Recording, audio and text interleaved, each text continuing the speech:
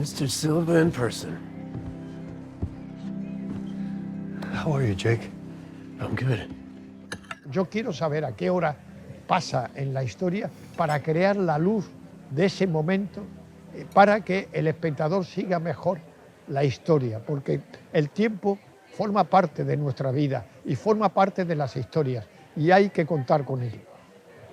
Yo siempre me inspiro más bien en la luz, me inspiro siempre en pintura, que evidentemente hay grandes pintores que son grandes pintores de la luz, evidentemente pues Velázquez en España, Goya, luego en Italia Caravaggio, en Holanda Rembrandt, que es un maestro, para mí es el maestro absoluto, pero siempre me refiero a la pintura porque me parece que la pintura tiene siglos de estudiar la luz y de reflejarla y de contar historias en un solo plano, en una sola. En la pandemia me reví todo el film clásico que yo había vivido de joven. Me pregunté, ¿por qué este cine te llega, te impresiona y lo sigues viendo y te sigue interesando? ¿Por qué ahora eso no es así con el cine? Y yo miraba las películas y decía, ¿qué pasa? ¿Qué pasa? Y de repente dije, ya está. Estas películas, que fueron del 40, 50, 60, 70, son películas que tienen una gran profundidad de foco. Y el director trabaja en principio, trabaja en profundidad.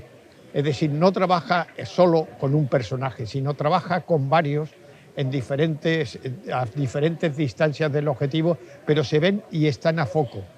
Es decir, yo trato de introducirlo, pero no tengo tanto trabajo, tengo el trabajo con Pedro y entonces lo voy introduciendo. Y en la película del corto Extraña forma de vida, decidí ir muy cerrado de diafragma, lo que significa que rodábamos normalmente entre 16 y 22, no bajábamos de entre 16 y 22, que esto es lo contrario de lo que se hace hoy día, porque hoy día todo el mundo rueda a 1 de diafragma, a 1.1, a 1.2, lo más abierto posible para desenfocar. 1, 2.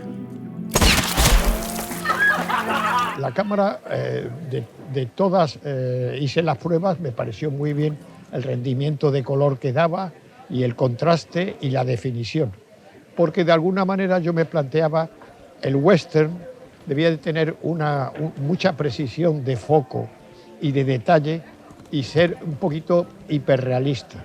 Hice pruebas para ver qué tal resultado daba con la piel y con todas las facciones de los actores, porque eso me preocupa mucho. Y me pareció que daba muy bien, que contaba con las premisas. Y luego, no nos olvidemos de una premisa que tiene la ARRI Super 35, y es que se puede llegar a 6.200 ASA con ella.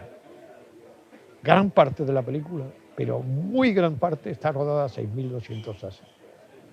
Y en pantalla grande no se nota ningún grano, ni ninguna pérdida de ningún tipo. Está rodada a 6.200 ASA como por una razón muy simple, porque necesitaba más diafragma yo para jugar con mi profundidad de foco.